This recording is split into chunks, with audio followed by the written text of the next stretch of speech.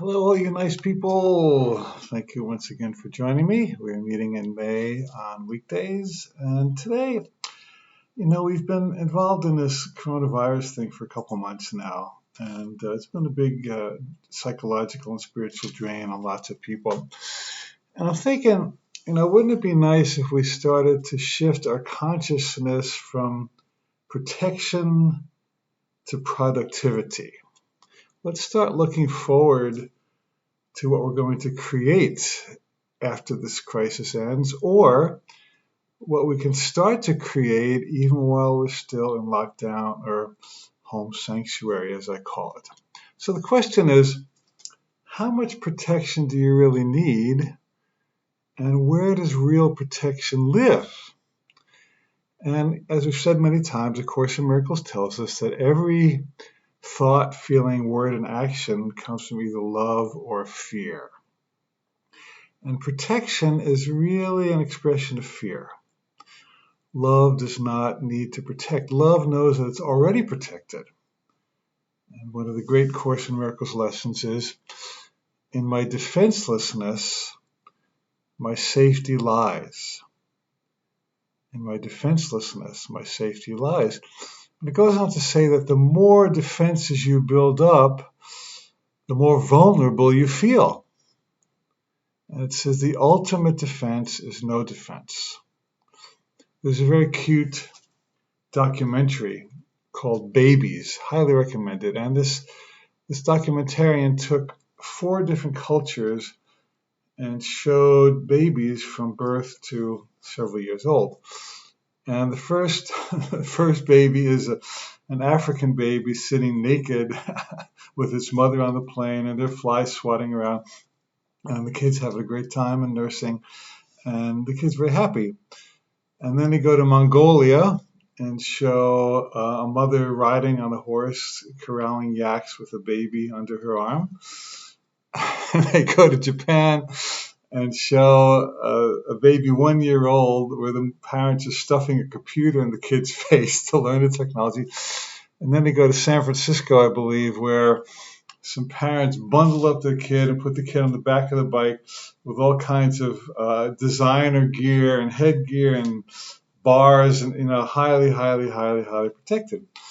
So I'm not saying you shouldn't do that stuff, but I'm saying that there are different ways that different cultures view protection. And each protection comes from a different mindset. And I'm wondering if that kid bundled up on the back of the San Francisco bike is really any happier than that little naked baby sitting in Africa on its mother's lap. Interesting question, isn't it? So this year's defense budget for the United States is $924 billion. That's almost $1 trillion of defensiveness. I'm just wondering, how much good could we do if we took some or a lot of that money and put it into education and healthcare and housing? You see, when you have a very large defense budget as a nation or as a person, then the resources and creativity could be using for healing and expansion is siphoned off. And I'm not talking so much about the nation now as individuals. The more energy you have invested in protection, the less energy you have invested in creation. I remember I was visiting New York City once, and I was visiting a person in an apartment, and she had on the inside of her apartment door 3 or 4 locks, like deadbolts, and then a long stick, that you plug into the floor and keeps somebody from pushing the door. And I thought, my God, is this really how God meant for us to live? We have to have 3 or 4 locks and a stick on our door? I mean, really, is that God's intention for us? I live in the country, and I lived in the country for many years, and most people in the country do not lock their doors. I'm not saying you shouldn't have locks or have a defense budget. I'm saying it's time to think about, when God gave us energy to create, what are we doing with it? It's an interesting question, isn't it? And I know some people, years ago, I don't know if it's still in vogue, but when people were building houses, they were building safe rooms, like hidden away in their house, protected. in case, some crazed murderer or terrorist entered their house, they could hide in there. Well, if you need to do it, you need to do it. But do you really need to do it? I wonder how many people actually ended up needing to use their safe room. So I want to suggest to you that your safe room is not a place. Because really, in the physical world, there is no safe room. There's always some disease or convict that could or crook that could come and get you. There's no place on earth that is 100% safe. It's just the nature of Earth. However, what I think we need to do is go to our safe room spiritually, where there's a place inside of us that is safe because we are literally invulnerable as divine beings. God created us whole and perfect and well. The real you is untouchable by coronavirus. The real you is untouchable by an economy, whether it goes up or down. So what this is getting us to do is to look at, where does my safety really live? Now, there was a story years ago, true story, about a woman who lived in a suburban neighborhood, and she was a psychologist. And there was an escaped convict who found his way to her house, and he was holding her hostage. And meanwhile, the police had figured this out, and they were surrounding her house, trying to get her to come out, pointing guns. And she happened to be a psychologist, as I mentioned. And so she began to work with this guy and talk to him, and she fed him and had compassion, and she listened to him, and she was very kind to him. And after a while, he turned himself in. He just walked out without a problem. And then she became his advocate while he went back to prison, and she was trying to help him. So, that woman could have had a safe room built in the middle of her house, but her real safety lay in her consciousness. Real safety lies in consciousness, not in nuclear weapons or a safe room or masks. I'm not saying you shouldn't wear your mask or wash your hands. Do all that if it makes you feel safe. But Jesus healed lots of people. And there have been many great healers in many religions and many traditions. And, Jesus touched lepers. He came into a leper colony and people yelled, "Unclean, unclean." And he said, let me do my thing here. And so his safety lay in his connection to God, as all of our safety lies in our connections to God. So let's think about how we can shift some of our protection to productivity. A friend of mine was a minister at a Unity church, and she took over the ministry. And the first thing she did was she reviewed the minutes, what do you call it? I forgot the name. The Constitution of the church, the bylaws. That's what the word I'm looking for. And she found it was like 40 pages long. And she reviewed the bylaws because she was a Course in Miracles student. And she asked, which of these bylaws come from love and creativity and the purpose of our church, which is healing and expansion and growth and prosperity, and which of these bylaws come from fear? And she found that 23 pages of the 40 pages were fear-based.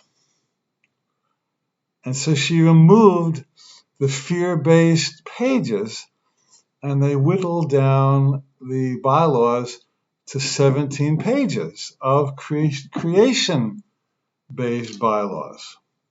So applying this to our current situation, how could you be thinking more creatively? This is a great time to make plans, even if you're under lockdown. What are you going to do when you get out? Are you going to travel? Are you going to connect with people? Are you going to have some dinners? Are you going to have some parties? Are you going to go to concerts? Are you going to plan a seminar? Are you going to date? Are you going to kiss? Are you going to touch? So I want to shift our mode from to creation and expansion. And so what I've been doing is planning new programs. I'm thinking about what I'm going to be doing.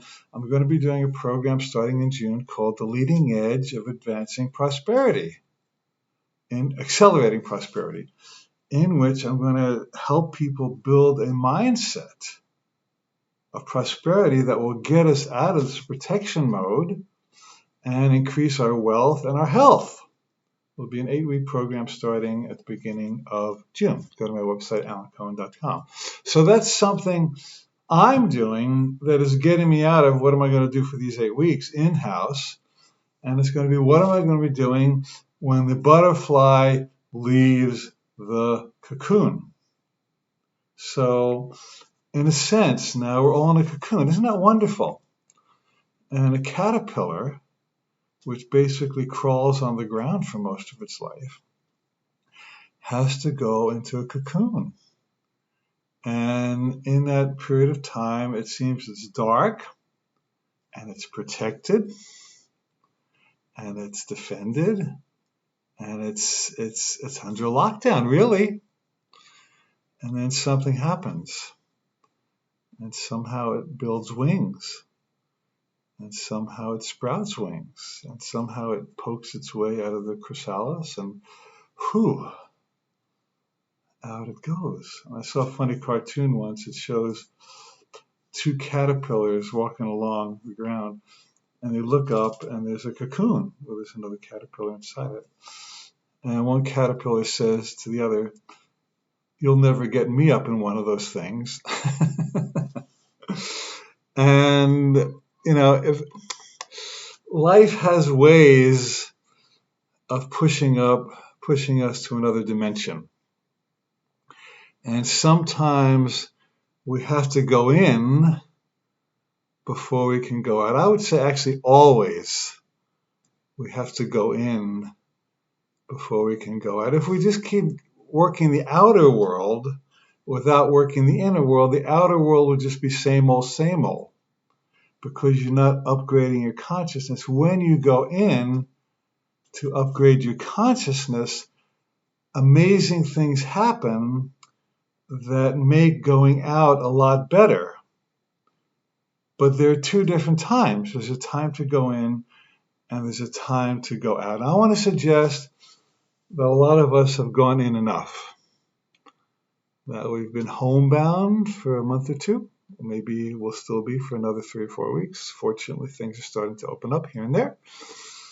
And I want to make the most use of this time, not just for meditation and prayer, which is supremely important, but I want us to start visioning where we're going when we pop out of the cocoon. So ask yourself, what is the most creative, exciting, expansive, fun, productive, prospering project I can think of? Are you working on your book? Are you working on your music? Are you connecting with people electronically, virtually, where you can build your relationships? Are you planning to deepen your relationship with somebody you're not with at the moment? Would you like to become more politically active? Would you like to build something? Would you like to invent something? Would you like to travel somewhere you've never traveled before? So I want us now to throw our consciousness forward to when this thing is behind us. And when it's behind us, we think in an entirely different way than we're within it. You understand, the coronavirus and the economy are not bigger than us. We are the butterflies that are bigger, potentially, than the cocoon. And when that cocoon starts, it's kind of also like a little baby chick pecking its way out of an egg. When the shell of that egg falls away, or when the walls of that cocoon fall away, watch out, because we're going to be bigger and stronger and greater and far more creative than we ever were. This is the blessing of what's happening now. And I really want us to use this time to make the time afterwards far, far better than it's ever been.